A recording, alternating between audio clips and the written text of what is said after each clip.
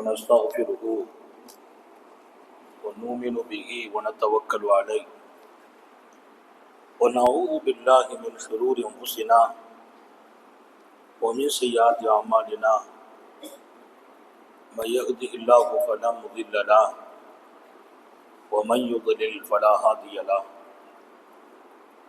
ونشهد أن لا إله إلا الله وحده لا شريك له ونشهد أن سيدنا ونبينا ومولانا محمدا عبده ورسوله أرسله بالحق بشيرا ونذيرا وداعيا إلى الله بإذنه وسراجا منيرا صلى الله على سيدنا محمد وآله الأبرار وأصحابه الأخيار وأزواجه الطيبات الطاهرات أوصيكم عباد الله وإياي أولا بتقوى الله أما بعد فأعوذ بالله من الشيطان الرجيم بسم الله الرحمن الرحيم حدثنا آدم بن أبي إياس قال حدثنا ابن أبي ذئب عن الزهري عن عروة عن عائشة رضي الله عنها قالت كنت أغتسل أنا والنبي صلى الله عليه وسلم في إناء واحد من القدح يقال له الفرق صدق النبي الله صلى الله عليه وسلم எல்லாம் வல்ல அல்லாஹுவின் அன்பும் மேலான கருணையும் நமக்கெல்லாம் வந்து சேரட்டுமாக. நமது உயிரினும் மேலான கண்மணி ஹாத்தமுன் நபியின் முஹம்மது ரசூலுல்லாஹி ஸல்லல்லாஹு அலைஹி வஸல்லம் அவர்களின் அன்பையும் ஷஃபாஅத்தையும் பெறுவதற்கு அல்லாஹ் நம் எல்லோருக்கும் தௌஃபீக் செய்வானாக. அல்லாஹ் ரஹ்மான் நமக்கும் நம்முடைய பெற்றோர் மனைவி மக்கள் குடும்பத்தார் யாவருக்கும் உயிர் உள்ள வரையிலும் உடல் சுகத்தை நசீபாக்கி தருவானாக. மருத்துவமனை கஷ்டம் அதன் சிரமம் செலவுகளிலிருந்து நிரந்தரமான பாதுகாப்பை அல்லாஹ் நம் எல்லோருக்கும் கொடுத்தருள் புரிவானாக. வானம் பூமியினுடைய ஆபத்துகளை விட்டும் முசீபத்துகளை விட்டும் கெட்ட முடிவுகளை விட்டும் நம்மையும் நம் குடும்பத்தையும் பாதுகாத்து புரிவானாக. அவனுடைய படைப்புகளின் தீங்குகள் அனைத்திலிருந்தும் நம்மையும் நம் சமூகத்தையும் காத்தருள் புரிவானாக. அல்லாஹுவின் மகத்தான பேரருளால் சபையில் பரக்கத்தும் அருளும் நிறைந்த மகத்துவமிக்க இந்த சபை நமது உயிரினும் மேலான கண்மணி ஹாத்தமுன் நபியின் சர்க்காரே ஆலம் சுந்தர நபிகள் ஸல்லல்லாஹு அலைஹி வஸல்லம் அவர்களின் உயிரோட்டமான வார்த்தைகளை ஹதீசுகளாக இங்கே ஓதுகிற ஒரு நல்ல நசீபினை அல்லாஹ் வழங்கியிருக்கிறான்.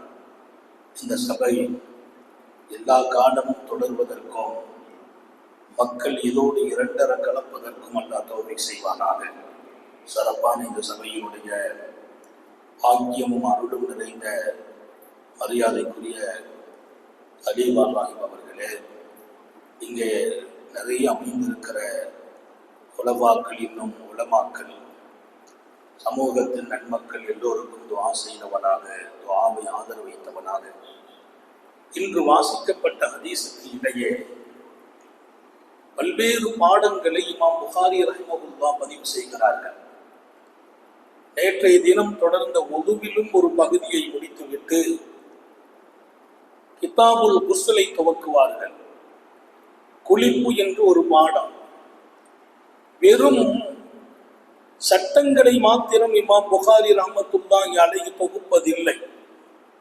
குளிப்பதென்றால் குளிப்பு கடமையானால் எப்படி குளிக்க வேண்டும், அந்த அழுக்கை எப்படி நீக்க வேண்டும், ஜனாபத்திலிருந்து தொடக்கிலிருந்து எப்படி வெளியே வர வேண்டும் என்கிற நிகழ்வுகள் குறித்து நபி பெருமானார் ஸல்லல்லாஹு அலைஹி வஸல்லம் சொல்கிற செய்திகளை வரிசைப்படுத்தி அதை பாபுகளாக அமைத்து தருகிற இமாம் புகாரி ரஹ்மத்துல்லாஹி அலைஹி ஒரு அற்புதமான ஹதீஸ் ஒன்றை பதிவு செய்திருக்கிறார்கள்.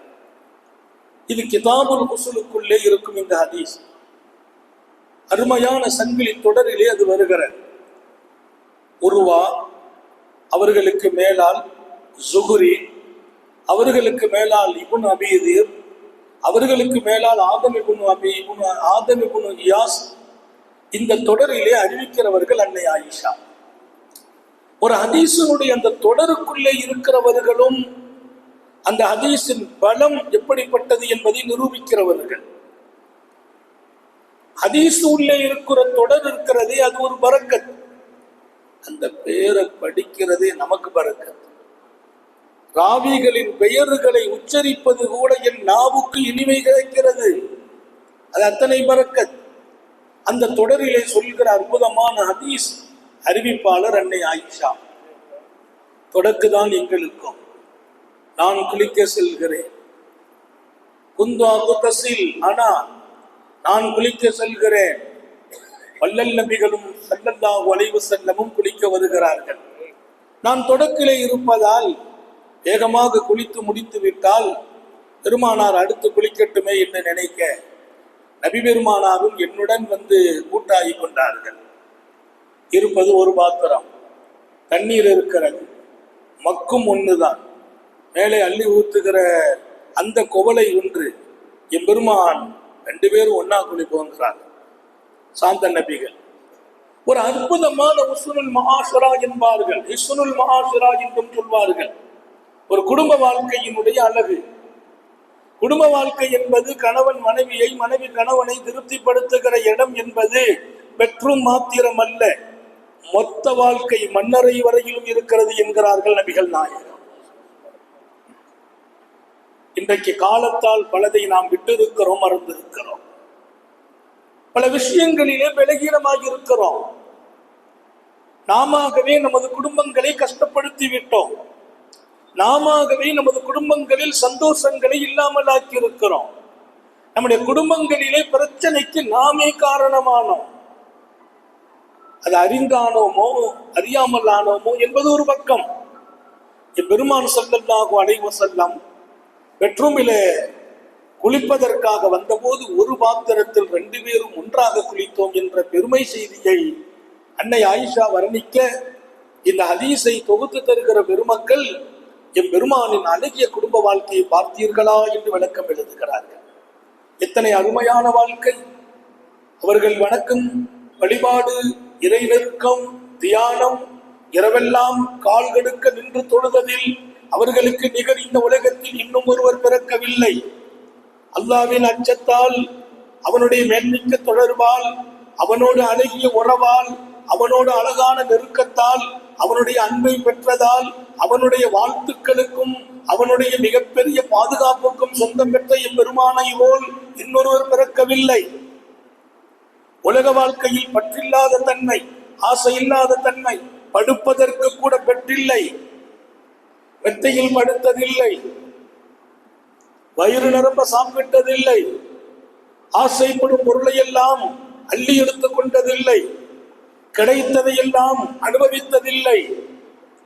இது உலக வாழ்க்கையின் பற்றில்லா தன்மை. உலக வாழ்க்கையில் வல்லல் நபிகளின் பற்றில்லா தன்மை, இறைவனின் அன்பை பெறுவதில் அவர்களின் உச்சபட்சமான ஆன்மீகம். இதற்கெல்லாம் மேலால் வணக்கங்களிலும் வழிபாடுகளிலும் தியானங்களிலும் அவர்கள் போன பாட்டையும் பாதையும் முயற்சி செய்யப்படுவதற்கு தகுதி. அதை அடைவதற்கு இன்னும் பல பேரால் முடியவில்லை. இத்தனை பெரிய நிலையில் இருந்த உத்தம நபிகள் குடும்ப வாழ்க்கையில் உலகத்திற்கே முன்மாதிரியாக வாழ்கிறார். பல பேர்களின் ஆன்மீகம் குடும்ப வாழ்க்கையை அழுக்குப்படுத்திவிட்டது, கரைபடுத்தி இருக்கிறார். ஆன்மீகத்தால் பல பேர் குடும்ப வாழ்க்கையை விட்டு விலகியும் போனார்கள். நான் இறைவனை நெருங்க வேண்டும் என்பதற்காக தன் இல்லறத்தை விட்டும் தன்னை தூரமாக்கி கொண்டவர்கள். இன்னும் பல பேர் ஆன்மீகவாதிகள் என்ற பெயரால் நாட்டிலும் சமூகத்திலும் நல்ல மதிப்புகளோடு வாழ்கிறவர்கள் வீட்டில் மாத்திரம்தான் என்னவோ அவர்கள் நல்ல மதிப்பெண் எடுக்கவே இல்லை. ஆன்மீகம் அவர்களுக்குள்ளே குர்ஆன் இருக்கிறது, ஹதீஸ் இருக்கிறது, ஆயிரம் ஆயிரம் சட்டங்களை பேசுகிறார்கள். ஆனால் குடும்பத்தில் மாத்திரம் மாணவியின் சுன்னத் ஹயாத்தாகவில்லை. ஒரு நல்ல கணவனாக வாழ முடிவதில்லை, மனைவியின் விருப்பத்தை பூர்த்தி செய்ய முடிவதில்லை, மனைவியின் மகிழ்ச்சிக்காக தன்னை ஆக்கிக் கொள்வதற்கு தயார் இல்லை. எல்லாத்துக்கும் காரணம் இறங்கி போறதுக்கு மனசு வந்ததில்லை. ஈகோவால் பல பேர் நபியின் சுன்னத்தை மரணிக்க வைக்கிறார்கள். ஈகோ என்பது சுன்னத்தை மௌத்தாக்குகிறது. இன்றைக்கு வாசிக்கப்பட்ட அந்த ஹதீஸுக்குள்ளே நான் கிடைக்கப்பெற்ற பாடம் ஆயிரம் ஆயிரம் பல கிதாபுகள். நான் சொல்வதை போல புகாரி ஷரீஃபில் வருகிற ஒரு ஹதீஸை 9 நாளைக்கு பேசணும். ஆழமுள்ள வார்த்தைகள், அர்த்தமுள்ள சொற்கள். ஸல்லல்லாஹு அலைஹி வஸல்லம் அடிக்கடி சொல்வாங்க, ஊதீது ஜவாமிஅல் கலீம், எனக்கு கொடுக்கப்பட்ட வார்த்தை எப்படிப்பட்டது என்றால் சொற்கள் குறைவாக இருக்கும், பொருள்கள் ஆழமாக இருக்கும் என்பார்கள். நபிகள் நாயகம் சொல்கிற வார்த்தை, நான் சின்ன சொல்லை சொல்வேன், அதில் பொருள் நிறைய இருக்கும். அல்லாஹ் விளங்குவதற்கு தௌஃபீக் செய்வானாக. அன்னை ஆயிஷா ரலியல்லாஹு அன்ஹா பெருமானின் அழகிய வாழ்க்கை குறித்து இங்கே பேசுகிறார்கள். நான் சுத்தம் இல்லாமல் இருக்கிறேன். இன்றைய பாடத்தொடருக்குள்ளேயே நான் இருப்பேன். கிதாபுல் ஹைத் என்ற ஒரு பாடத்தை துவக்கி இருக்கிறார் இமாம் புகாரி. பீரிடு காலம், பெண்கள் மாதவிடா காலம். இஸ்லாம் என்பது சில விஷயங்களை இதுவெல்லாம் ஆபாச செய்திகள், அழுக்கான செய்திகள் என்று ஒதுக்குவதில்லை. கிதாபுல் ஹைதும் புகாரி ஷரீஃபில் இருக்க வேண்டும். அந்த ஹதீஸை படிப்பதும் பரக்கத், அந்த ஹதீஸும் பாக்கியம். ஏன்? எம்பெருமானின் நாவுகள் உதிர்க்க செய்திகள். இல்லை என்றால் பெண்கள் எங்கோ சருகி போயிருப்பார்கள், ஷரியத் விளங்காமல் போயிருப்பார்கள். நான் மாதவிடா காலம், வல்லல் நபிகள் மஸ்ஜித் உள்ளே இருக்கிறார்கள், எனக்கு கொஞ்சம் சுத்தம் இல்லை. எம்பெருமான் தன்னுடைய தலையை மஸ்ஜிதில் இருந்து உள்ளே பெட்ரூம்ல நீட்டான். பள்ளிவாசல் மஸ்ஜித் நபிக்கு நீங்க போனா பார்க்கலாம், பள்ளியும் நபியின் வீடும் அடுத்தடுத்து இருக்கும். உள்ளே தலையை தருகிறார்கள். நான் யோசிக்கிறேன், தலைவாரி விட சொல்கிறார்கள், தலையிலே எண்ணெய் வைக்க சொல்கிறார்கள், தலையிலே கொஞ்சம் தண்ணி ஊற்றி விடு என்கிறார்கள். அந்த தலை மாத்திரம் சூடு தணிவதற்கு தண்ணியை தலையில ஊத்துறது, அப்புறம் எண்ணெய் வைக்கிறது, அப்புறம் தலைமுடி அலங்கரிப்பது, இதையெல்லாம் என்னிடத்தில் செய்வதற்கு ஏந்துதல் நபிகள் தலையை காட்டும் போது எனக்கு ஒரு சின்ன சங்கடம். நான் சுத்தம் இல்லாமல் இருக்கிறேன், எப்படி செய்வது? என் பெருமானோ மஸ்ஜிதிலே ஏத்திகாஃப் இருக்கிறார்கள், புனிதாமல் பள்ளிவாசல், அல்லாஹ்வின் ஹபீப். கொஞ்சம் தயக்கம். ஐஷா கையை காட்டுறாங்க. நான் புரிந்து கொண்டேன். பெருமானார் சொன்ன பதில், மனிதன் தொடக்காலி ஆகுவதால் லா யஜுஸ் நஜீஸாக மாட்டான் என்றார். உலகத்திற்கே பாடம். நீ தொடக்காலி என்பதால் நீ நஜீஸ் அல்ல. அண்ணல் அபூ ஹுரைரா ரலியல்லாஹு அன்ஹு நபி பெருமானாரோடு வருகிறார்கள். பெருமானார் வந்த போது அபூ ஹுரைரா வீதியில் போக கையை பிடிச்சுக்கிட்டாங்க. அபூ ஹுரைராவின் கையெல்லாம் நடுக்கம். யார் அபூ ஹுரைரா? உத்தம நபியோடு அழகான தொடர்பும் நெருக்கமும் மாத்திரமல்ல, அபூ ஹுரைரா தான் புகாரி ஷரீஃபுக்குள்ளே இருப்பார். ஒரு பக்கத்தை நீங்கள் அபூ ஹுரைரா பேர் இல்லாமல் கடக்க முடியாது என்கிற அளவிற்கு 10,000 ஹதீஸுகளை தொகுத்து தந்தவர்கள். நபியோடு 10 ஆண்டு காலம் தொடர்பில் இருந்தவர்களால் கொடுக்க முடியாத ஹதீஸை, நபியோடு 20 ஆண்டு காலம் தோழமையில் இருந்தவர்களால் அறிவிக்க முடியாத ஹதீஸுகளை அபூ ஹுரைரா தந்திருக்கிறார்கள். அபூ ஹுரைரா நபியோடு இருந்த தோழமை காலம் 3 வருஷம் தான். ஹிஜ்ரி 7 தான் அபூ ஹுரைரா வருகிறார். 6க்கு பின்னாலே 10 ரசூல் வஃபாத். 3 ஆண்டு காலங்களில் எம் பெருமானின் மொத்த செய்திகளையும் சுமக்கும் பாத்திரம் அவர்களின் இதயம். அந்த அபூ ஹுரைரா ரலியல்லாஹு அன்ஹு என் பெருமான் கையை பிடிக்கிறாங்க. அவர் சொல்றாரு, எனக்கு கையெல்லாம் பதட்டமாகி அப்படியே லேசா கையை உருவினேன். பெருமானார் விளங்கினார்களோ இல்லையோ, கொஞ்சம் கொஞ்சமா என் கையை நபியின் கையை விட்டு உருவி விட்டு சர்க்காரை ஆலம் ஸல்லல்லாஹு அலைஹி வஸல்லத்தை நான் கொஞ்சம் அப்படியே அசைய விட்டு நைசா ஓடி போயிட்டு இருக்கிறான். பெருமானார் என்ன தேடுறாங்க. எங்க போனார் அபூ ஹுரைரா? நான் போய் குளித்து விட்டு வந்தேன். எங்கே சென்றீர் அபூ ஹுரைரா என்று கேட்டார்கள். யா ரசூலல்லாஹ், தாங்கள் என்னை சந்தித்த போது தொடக்காளியாக இருந்தேன். இன்றைக்கு புகாரியின் பாடம். நான் தொடக்காளி. தாங்களின் கையை பிடிப்பதற்கு எந்த தகுதியும் இல்லை. யா ரசூலல்லாஹ், நஜீசுப்பட்டவன் நான் அசூசையானவன், பரிசுத்தம் இல்லாமல் இருக்கிறேன். என்ன அபூ ஹுரைரா, மனிதன் எப்போதும் நஜீஸாக மாட்டான். எனக்குள்ளே வரும் அந்த கழிவுகள் என்னை நஜீஸாக்காத அபூ ஹுரைரா, நீங்கள் அப்படிப்பட்ட காலத்திலும் உங்கள் கை சுத்தம் தான் என்றார்கள் ஸல்லல்லாஹு அலைஹி வஸல்லம். ஒரு பாடம், வரலாற்று பின்னணி, மூமின்களை கண்ணியப்படுத்தும் வார்த்தைகள். பாடமோ நஜீஸனுடைய பாடம் தான். அதற்குள்ளே கிடைக்கிற அற்புதம், ஒரு மூமின் நஜீஸ் அல்ல, நீ மனிதன், உன்னை அல்லாஹ் நஜீஸாக்குவது இல்லை. இங்கே அன்னை ஆயிஷா, பெருமானார் என்ன ஆயிஷா தயக்கம் என்ற போது, இல்ல சுத்தம் இல்லை, சுத்தம் இல்லாவிட்டாலும் உங்கள் கை பறக்கத்தும் சுத்தமும் என்கிறார்கள். பெருமானாரின் தலைமுடியை சரி செய்து விட்டார்கள் ஆயிஷா என்ற செய்தி. இங்கே நான் சொல்ல வருகிற செய்திகளிலே மிக முக்கியம். இன்றைய பாடத்துக்குள்ளே அழகான குடும்ப வாழ்க்கை குறித்து பேசுகிறார்கள். அழகான குடும்ப வாழ்க்கை நமது ஒவ்வொரு வீடுகளிலும் இருக்க வேண்டும். ஒரு நல்ல கணவன் என்று ரசூல் சொல்கிற போது அவருடைய வாழ்க்கைக்குள்ளால் மனைவியோடு ஈகோ பார்க்க மாட்டார் என்கிறார்கள். மனைவியிடத்தில் தன் பெருமையை பேச மாட்டார் என்கிறார்கள். மனைவியின் துன்பங்களில் தோள் கொடுப்பார் என்கிறார்கள். மனைவியை மகிழ்விப்பார் என்கிறார்கள்.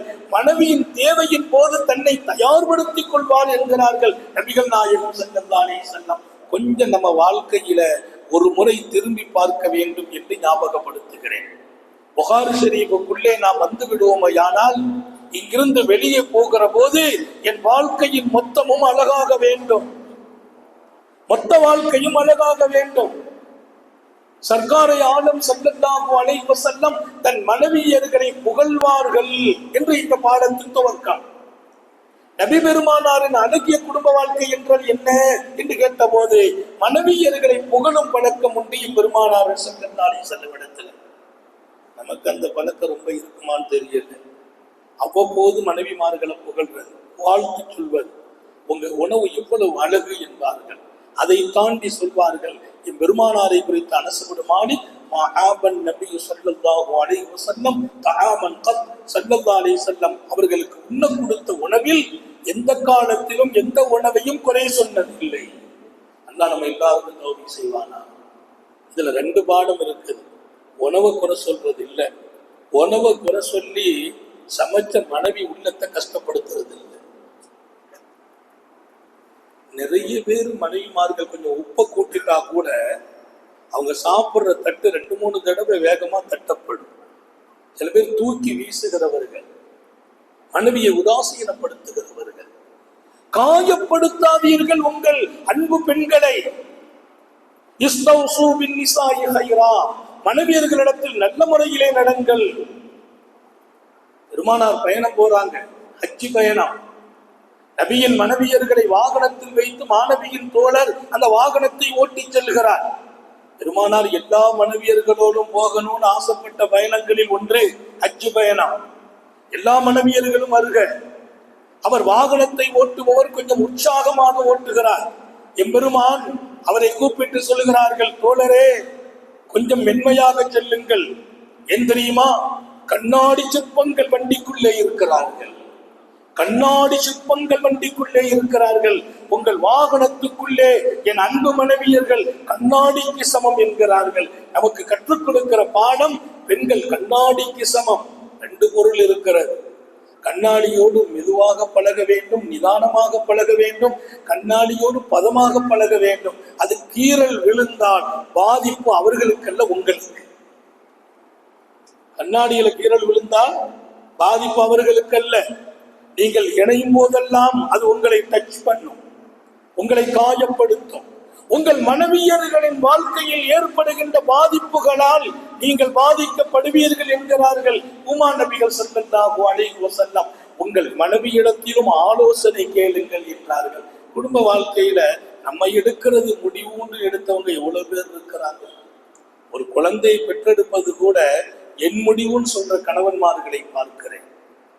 உங்கள் மனைவியர்களிடத்தில் ஆலோசனை கேளுங்கள், அவர்களின் ஆலோசனையும் பல நேரங்களில் உங்கள் எதிர்காலத்தை தீர்மானிக்கும் என்றார்கள். அல்லாஹ் நம்ம எல்லாருக்கும் தௌபீக் செய்வானாக. குடும்ப வாழ்க்கைக்குள்ளே ரசூலை நீங்கள் பாருங்கள். அது இன்றைய புகாரி ஷரீஃபின் பாடம் கொடுக்கிற ஒரு பெரிய வாழ்க்கை திட்டம். அது ரசூல் ஸல்லல்லாஹு அலைஹி வஸல்லம் தன் மனைவியர்களோடு எப்போதுமே மகிழ்ச்சியை பாராட்டிக் கொள்கிறார்கள், வாழ்த்துக்களை. என் மனைவி ஆயிஷா எப்படிப்பட்ட இடம் தெரியுமா என்றார்கள். இந்த உலகத்திலேயே என் மனைவி ஃபதுலு ஆயிஷா அலா சாயிரின் நிசா, ஹதீஸை புகாரி இமாமே பதிவு செய்வார்கள். ஆயிரம் பெண்கள் அல்ல, உலகத்தில் வாழ்கிற எல்லா பெண்களிலும் என் மனைவி ஆயிஷாவுக்கு என்று சிறப்புண்டு. நம்ம யாரும் பேச முடியுமா அந்த பேச்சை? அந்த பேச்சுக்கு பின்னால் நோக்கம் என்ன? பெருமானாரின் வார்த்தைகள் வீணாக வெளியாகுவதில்லையே, பெருமானாரின் வார்த்தை வெற்று புகழோடு மாத்திரம் போய் முடிவதில்லையே. ஃபதுலு ஆயிஷா அலா சாயிரின் நிசா, என் மனைவி ஆயிஷா உலகத்து பெண்கள் எல்லோரையும் விட அவர்கள் பெற்ற சிறப்பு தெரியுமா என்று கேட்கிறார்கள். கேட்டுவிட்டு உலகத்துல எந்த நாட்டுக்கு போனாலும் எல்லா நாட்டிலும் இருக்கிற ஒரு உணவு இருக்குதுன்னா அது தக்கடியும் பார்க்கும். இங்க தக்கடி தானே இருக்கு, திக்கடி. ஓ, எங்க பகுதியில் அதுக்கு தக்கடின்னு சொல்லுவாங்க. அதுக்கு பேர் என்ன சொல்றீங்க? மாவை போட்டு கறியை போட்டு ஒன்னா போடுறது சரி, அரபில சரி. இந்த சரீதுங்கிறதுக்கு தக்கடி உலகத்தில் அரபு நாடுகளில், உலக நாடுகளில், சவுதி இருக்கட்டும், அரபு நாடாக இருக்கட்டும், இதர நாடுகளாக இருக்கட்டும், பெருமானார் ஒரு உணவை சொல்றாங்கன்னா அந்த உணவு ஒரு நாட்டில இருந்து மற்ற நாட்டில இல்லைன்னு அந்த புகழ் விளங்காம போயிடும். உலகம் முழுக்க பயன்படுத்தப்படுகிற ஒரு உணவு, மாவையும் கறியும் ஒன்னா போட்டு சமைக்கிற உணவு. இந்த உணவு சரீத் என்று அரபியிலே என் பெருமான் சொன்ன வார்த்தை ஃபதுலு ஆயிஷா அலா சாயிரின் நிசா. என் பெருமான் வார்த்தையின் உச்சம் ஆயிஷா உலகத்தில் பெற்ற மரியாதையும் ஆயிஷாவுக்கு இருக்கிற சிறப்பும் மற்றைய பெண்களை காட்டிலும் உணவுகளில் தக்கிடிக்கு சமமானவர்கள் ஆயிஷா என்றார்கள். தக்கிடி உணவை யாரும் நல்லா இல்லைன்னு சொல்ல மாட்டாங்க, யாரும் சாப்பிட யோசிக்க மாட்டாங்க. அதுபோல் என் ஆயிஷாவின் பாடத்தில் எங்கு படித்தால், சிறுபிராயமாகட்டும், முதுமையாகட்டும், வயோதிகமாகட்டும், வாலிபமாகட்டும், என்னோடு அவர்கள் இருந்த காலமாகட்டும், எந்த இடத்திலும் ஆயிஷாவை குறை சொல்வதற்கு உலகத்தில் எந்த நாவுகளும் இல்லை என்றார்.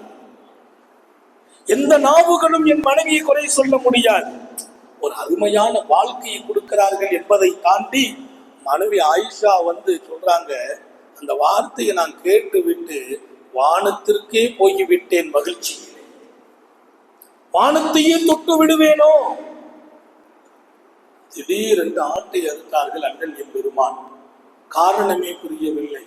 வீட்டு பெண்களுக்கிடையே பரபரப்பான பேச்சுகள், சுற்றி இருக்கக்கூடிய மனைவியர்களின் வீடுகள் எல்லாம் கவனம் இங்கே வந்திருக்கிறது, ஈர்ப்பை பெறுகிறார்கள்.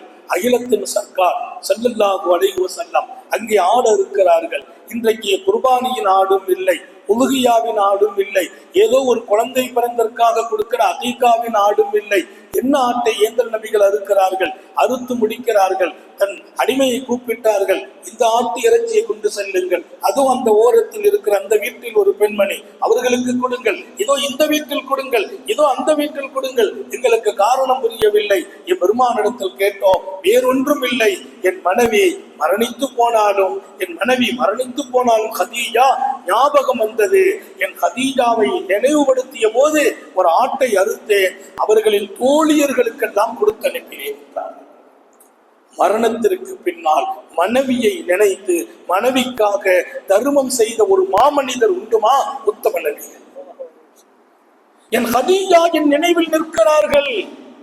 அதோ அது என் ஹதீஜாவின் தோழி, இதோ என் ஹதீஜாவோடு சேர்ந்த அருமையான நட்புக்கு சொந்தமான பெண்மணி, அவர்களை நான் கௌரவிக்க விரும்புகிறேன். அவர்களுக்கு இந்த ஆட்டின் இறைச்சியை நான் கொடுத்தால் அவர்கள் என் ஹதீஜாவின் தோழி என்பதற்காக தரப்பட்டது என்று நினைத்து மகிழ்வார்கள் இல்லையா? அந்த மகிழ்ச்சிக்கு பின்னால் என் மனைவி ஹதீஜா மன்னரையிலும் மகிழ்ச்சி பெறுகிறார்கள். உலகத்துல இருக்கிற போதே மனைவியை சந்தோஷப்படுத்துறதுக்கு பல பேருக்கு நசீபே இல்லை. இருக்கிற போதே சந்தோஷப்படுத்துற நசீபு பல பேருக்கு இல்லை. சில பொருள் பக்கத்தில் இருந்தா மதிப்பு தெரியாது. அந்த பொருள் நம்ம விட்டு தூரமானாதான் மதிப்பு தெரியும். சவால் என்று ஒரு பழமொழி அரபில உண்டு. எந்த ஒரு ஞாபகத்தும் இருக்கும் போது அதை குறித்து விளங்குவதில்லை. அந்த ஞாபகத்தை இழந்த பின்னால் பல பேர் விளங்குவார்கள். மனைவி மௌத்தா போன பின்னால் நினைத்து நினைத்து பல காலங்கள் வருத்தப்பட்ட கணவன்மார்கள் என் கண் முன்னால் காட்சியளிக்கிறார்கள். மனைவி அதை கேட்டாலே கொடுக்க தவறிவிட்டேனே, இதை சொன்னாலே நிம்மதிப்படுத்தாமல் போனேனே, அவள் வார்த்தைகளை காதல் கூட ஏற்காமல் இருந்து விட்டேனே என்று அந்த பெண் மன்னரைக்கு போன பின்னால் 1000 கவலைப்படுகிறார். அதற்கு என்ன அர்த்தம் கிடைக்கும்? இருக்கிற போதெல்லாம் உன் மனைவியை நீ மகிழ்வித்திருப்பாயானால் அங்கே மனைவியின் சந்தோஷம் மாத்திரம் அல்ல, சர்க்காரை ஆளும் ஸல்லல்லாஹு அலைஹி வஸல்லம் அவர்களும் அல்லவா சந்தோஷப்பட்டிருப்பார்கள். அவர்களும் அல்லவா சந்தோஷம். நபியினுடைய மனைவிமார்கள் 9 பேர் ஏக காலத்துல வாழ்றாங்க. எல்லாருக்கும் ஒரு ஆசை இருந்துச்சு, நபிகள் நாயகத்தை தினமும் சந்திக்க. பெருமானார் ஸல்லல்லாஹு அலைஹி வஸல்லம் ஒரு பழக்கம் வச்சாங்க, ஒரு நாள் ஒரு மனைவியின் வீடு, ஒரு நாள் ஒரு மனைவியின் வீடு. திங்கட்கிழமை ஆயிஷா, செவ்வாய்க்கிழமை உம்மு சலமா, இப்படி அந்த நேரத்தை வகுத்துக்கிறாங்க. 9 நாள் கழித்துதான் நபி அந்த மனைவி வீட்டுக்கு வர முடியும். எல்லாருக்கும் ஒரு ஆசை, தினமும் நபியை பார்க்கணும். சர்க்காரை ஆலம் அவர்களின் உணர்வுகளை மதிப்பவர்கள், பழகுங்கள். உங்கள் மனைவியர்களின் உணர்வுகளை மதிக்க பழகுங்கள். 1000 தேவைகளும் விருப்பங்களும் இருக்கும். இனி தந்தை இடத்தில் போய் அவள் சொல்ல யோசிப்பாள், பெற்ற தாயிடத்தில் சொல்ல யோசிப்பாள். கிட்டத்தட்ட 15 ஆண்டுகளும் 17 ஆண்டுகளும் தாயிடத்தில் சொல்லி பெறவில்லை. நினைத்தாலே தாய் சந்தோஷப்படுத்தி இருக்கிறார். அவள் விரும்பும் போதெல்லாம் அவள் விருப்பத்தை பூர்த்தி செய்யும் தந்தை இருந்திருக்கிறார். இன்றைக்கும் பூர்த்தி செய்ய தயார். ஆனால் அவள் அவர்களையெல்லாம் விட்டுவிட்டு, பிறந்த வீட்டை விட்டுவிட்டு, பல இடங்களில் பிறந்த ஊரையே விட்டுவிட்டு உங்களை தஞ்சமாக நம்பி வந்திருக்கிறவர்களின் உணர்வுகளை மதியுங்கள். அவர்களுக்குரிய மரியாதையை கொடுங்கள், அந்தஸ்தை கொடுங்கள். மனைவி வீட்டுக்கு வேலைக்காரி அல்ல, மனைவி அடிமையும் அல்ல. காத்தமுன் நபியின் ஸல்லல்லாஹு அலைஹி வஸல்லம் அல்லாஹ் அவர்களை உங்கள் கைகளில் அமானிதமாக கொடுத்தான் என்றார்கள். அமானிதம், விசாரணை உண்டு என்கிறார்கள்.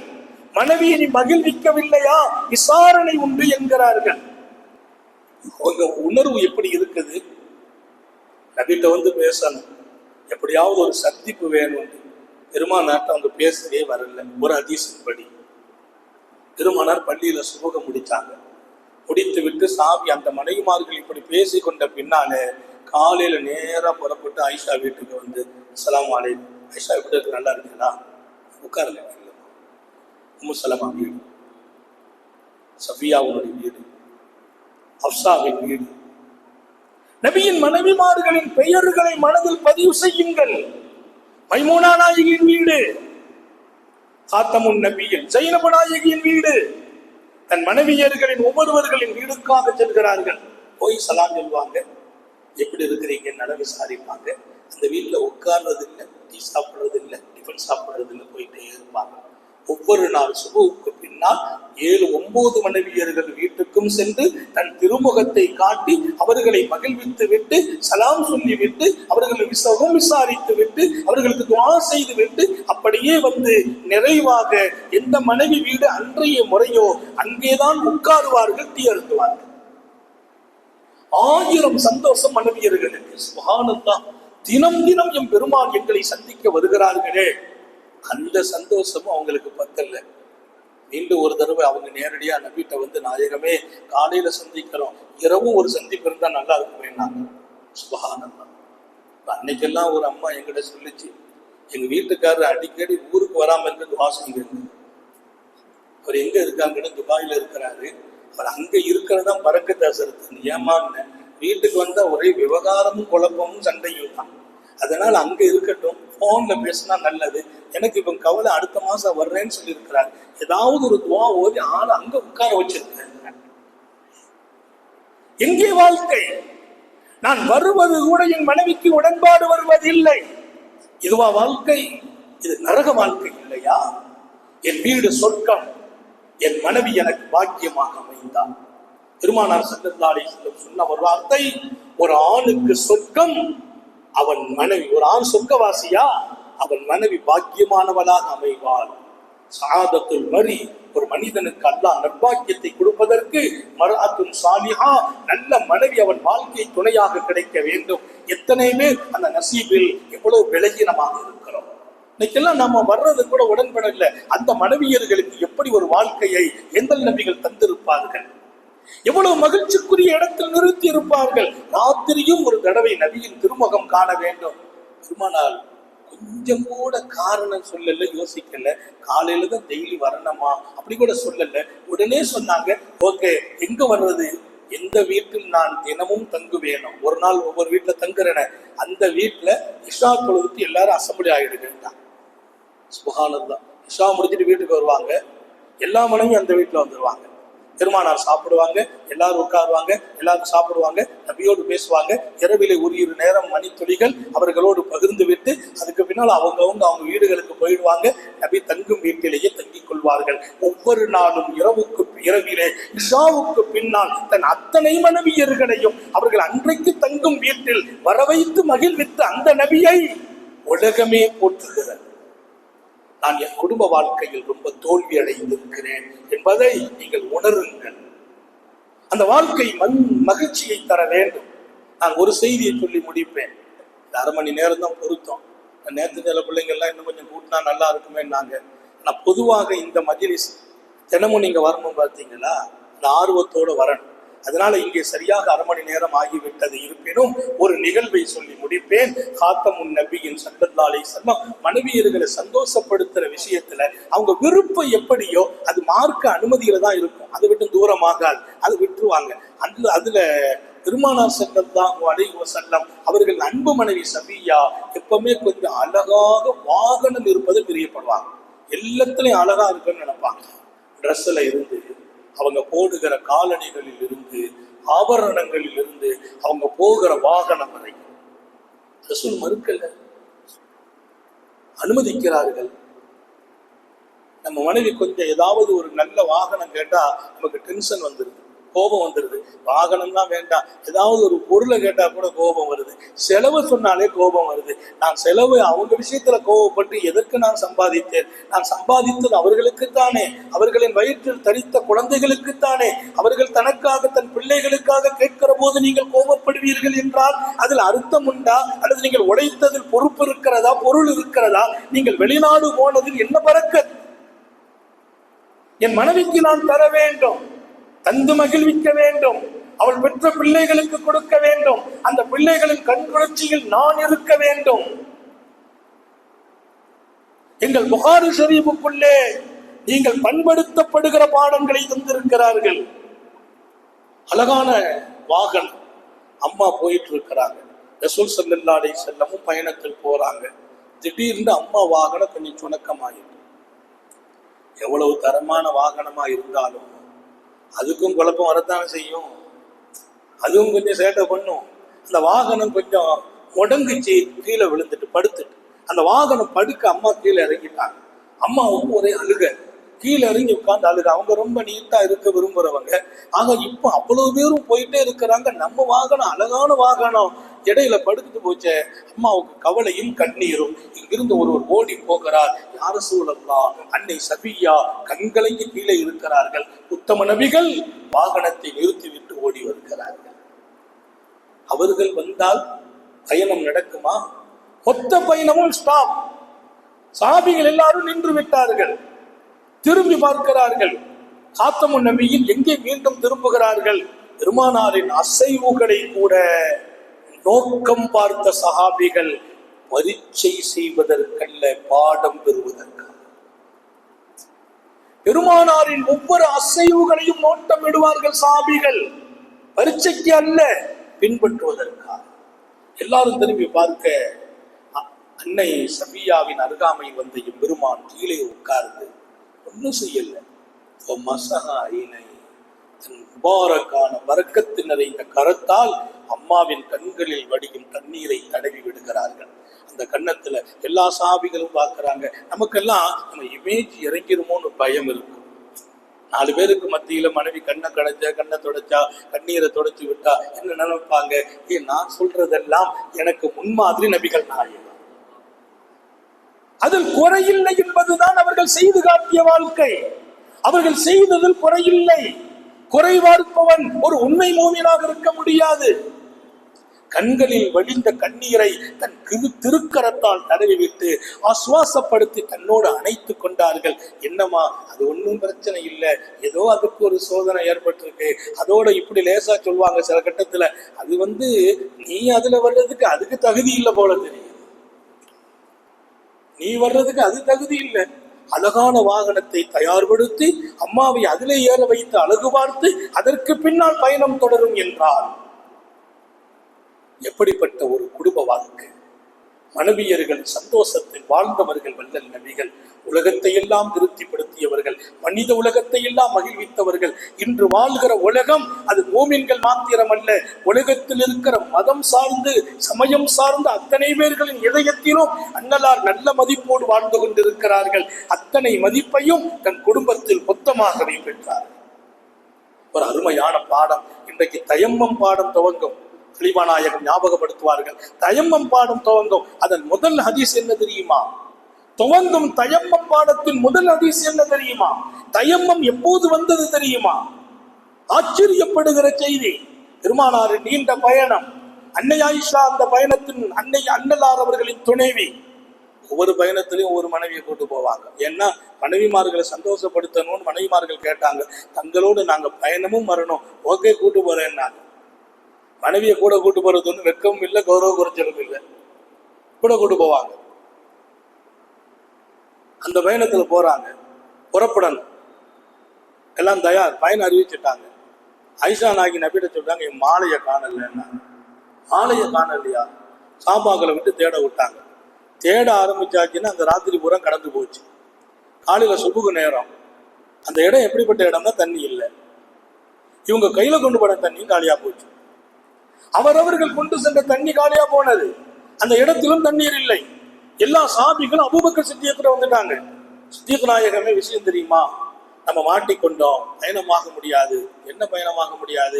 ஐஷா நாயி மாலை காணல, பெருமானார் தேட விட்டுட்டாங்க, அதனால இப்ப நம்ம உதவு செய்ய முடியாது, குளிக்க முடியாது, ஏதாவது நபி போய் பேசலாமே என்று சொன்ன போது அபூபக்கர் சித்திக்கு ரொம்ப கோபம். எல்லாருக்கும் இப்படி ஒரு கஷ்டத்தை நம்ம மக கொடுத்துட்டாங்களே. வேகமா வந்தாங்க, மகளை கொஞ்சம் கடுமையா பேசிட்டாங்க. ஆனா ஒண்ணு புரியும் அபூபக்கருக்கு, எனக்கு மகள், என் பெருமானுக்கு மனைவி. எல்லாருக்கும் கஷ்டம் கொடுத்துட்டீங்க நான் சொன்னேன். என் பெருமான் தன் மனைவிக்கு கஷ்டம் கொடுக்க கூடாதுங்கிறதுக்காக பயணத்தை ஸ்டாப் பண்ணி வச்சிருக்கிறான். எல்லாருக்கும் கஷ்டம் கொடுத்து விட்டீர்களே ஆயிஷா என்று சொல்கிறேன்.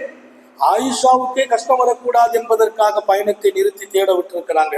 பெண்களை பொறுத்தவரையில் அவங்க அணிஞ்சிட்டு போன நகை காணல, ஆமா வேற ஒன்று வாங்கி தர, நீங்க 100 வாங்கி கொடுத்தாலும் அந்த நகையை நினைச்சுக்கிட்டே இருப்பாங்க.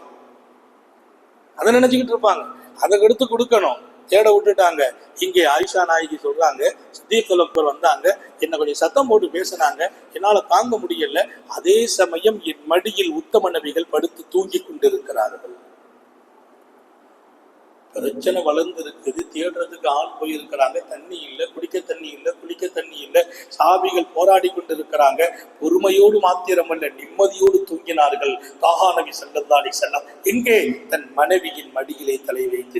அபூபக்கர் நாயகம் மனைவி மகளை பேசிவிட்டு பார்க்கிறார்கள், பெருமானார் மடியில படுத்து தூங்குறாங்க. அப்படியானால் இப்போதும் ஆயிஷா நபியின் திருப்தியிலேயே இருக்கிறார்கள். ஏமா உனக்கு விவரம் இல்லையா, பொறுப்பு இல்லையா, காணாச்சிடலாமா? நம்மளா இருந்தா என்னென்ன பேசணுமோ எல்லாத்தையும் பேசி முடிச்சிடுறது. கடைசியில் அந்த அம்மா ஒரு 3 நாளைக்கு உட்கார்ந்து சமாதானப்படுத்தணும். பொறுப்பு இல்லையா என்று கேட்கவில்லை, எனக்கு பொறுப்பு இருக்கிறது, உன் நகையை நான் தேடி தந்த பின்னாலே பயணம் என்றார்கள். அதான் தயமும் பாடம் துவக்கம். அம்மா ரசூல் படுத்திருக்கிறாங்க. அபூபக்கர் கொஞ்சம் தாங்க முடியாத கோபத்தில் ஆயிஷா நாயகி சொல்றாங்க, என் இடுப்புல கையை வச்சு ஒரு குத்துனாங்க. நான் கொஞ்சம் மெல்லிசா இருப்பேன், சதையெல்லாம் எனக்கு இல்லை, நான் கொஞ்சம் தான் சாப்பிடுவேன், உடம்பெல்லாம் விலகினமா தான் இருக்கும். எங்க தகப்பனார் குத்துனும் போது தாங்க முடியல. அந்த மாதிரி வலிய போக்கணும்னா கொஞ்சம் அசையணும், அசைஞ்சா வலி கொஞ்சம் குறையும். அசைய மனசு வரல. ஏன்? என் பெருமான் தூங்குகிறார்கள், அவங்க தூக்கம் கிடையக்கூடாது. எந்த மனைவி அது? நம்ம வீட்டு அம்மாவா இருந்தா உடனே எழுப்பி எங்க நான் பாருங்க உடம்பெல்லாம் வழியாகி போச்சு, நம்ம தூக்கத்தை அடுத்த நிமிஷம் எழுப்பினாதான் அவங்களுக்கு நிம்மதி. மனைவியும் ஆயிஷாவை போல் இருக்க வேண்டும் இல்லையா? நாங்கள் அன்னலாரின் சுண்ணத்தில் வாழ்கிற போது நீங்கள் எங்களுக்கு அந்த வாழ்க்கைக்கு அன்னலாரின் தோழியர்கள், அன்னலாரின் துணைவியர்களின் அந்த தியாகம் உங்களுக்கும் இருக்க வேண்டுமா இல்லையா?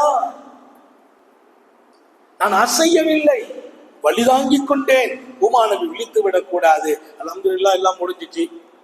காலையில் அங்கிருந்த தேடிட்டு எல்லாரும் வந்து நகை கிடைக்கலன்றாங்க. பெருமானார் சரிமா நான் ஏற்பாடு செய்யறேன்னு சொல்லிட்டு பயணங்களை தயார்படுத்துறாங்க.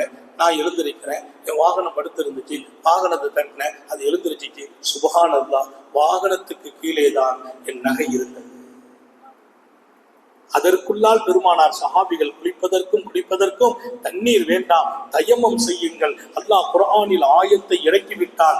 இங்கே அபூபக்கர் சித்தீக்கின் அன்பு மகளை வந்து பார்க்கிறார்கள், அபூபக்கர் சித்தீக்கை வந்து பார்க்கிறார்கள். உஸைத் இப்னு ஹுதைர் ரலியல்லாஹு அன்ஹு சொன்னார்களாம், யா ஆல் அபீபக்கர், அபீபக்கரின் குடும்பமே, அவ்வளவு பரக்கத்திற்கும் தயம்மம் இந்த சமுதாயத்திற்கு கிடைத்தது உங்கள் பரக்கத்தல்லவா என்றார். என் பெருமானின் அன்பு மனைவி ஆயிஷாவின் ஒரு மாலையை காணாக்கி அதற்கு பின்னால் இந்த சமூகம் கியாமத்து வரையிலும் தண்ணீர் இல்லாமல் கஷ்டப்படும் போது தொழுகைக்கு கவலைப்பட வேண்டியதில்லை, குளிக்க வேண்டிய கவலையும் இல்லை. தயமம் செய்தால் குளிப்பும் நிறைவேறும், முழு தொழுகையும் நிறைவேறும் என்று ஒரு தயம்மம் பாடமாக கிடைத்ததற்கும் அண்ணல் நபியின் அன்பு மனைவியே காரணம் என்கிறார்கள்.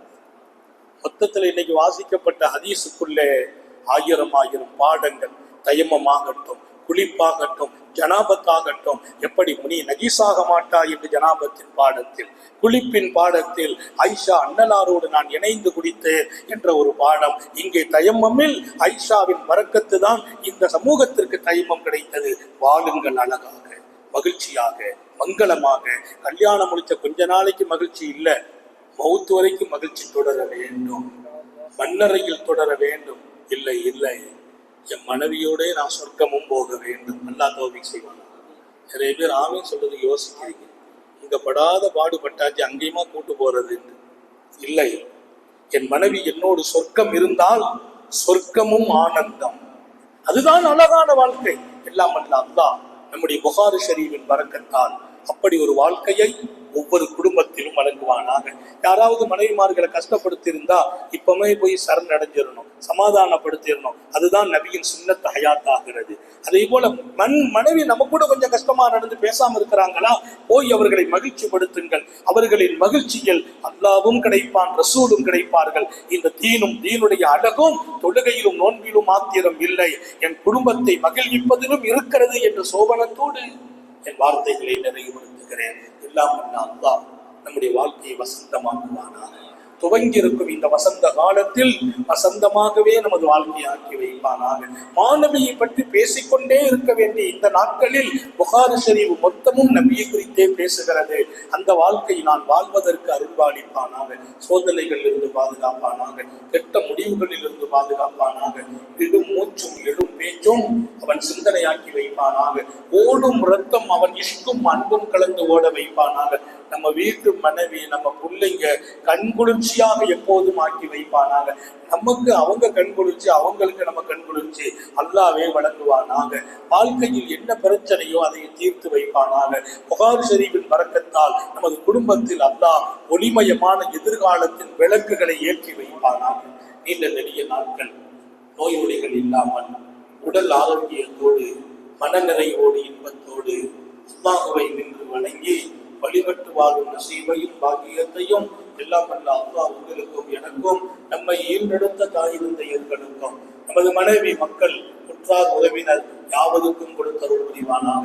உயிரினும் மேலான பெண்மணி காத்தமும் நபியே சர்க்காரை ஆலம் சுந்தர நபிகள் ஸல்லல்லாஹு அலைஹி வஸல்லம் அவர்களை கனவிலும் நனவிலும் கண்டுகளிக்கும் பெரும் பாக்கியத்தை அல்லாஹ் நம் எல்லோருக்கும் கொடுத்தருள் புரிவானாக என்ற நல்ல துஆக்களோடு உங்கள் எல்லோருடைய துஆவை ஆதரவு வைத்து, குறிப்பாக உலமா பெருமக்களின் உயிரோட்டமான துஆவை, சங்கை மிக்க ஹலீஃபாக்களின் அந்த முன்னவர் ஹலீஃபா அவர்களின் உயிரோட்டமான பரக்கத்து நிறைந்த துஆவை ஆதரவைத்து என் வார்த்தைகளை நிறைவுபடுத்துகிறேன். ஆகிரு தஅவானா அல்ஹம்துலில்லாஹி ரப்பில் ஆலமீன். அஸ்ஸலாமு அலைக்கும் வரஹ்மத்துல்லாஹி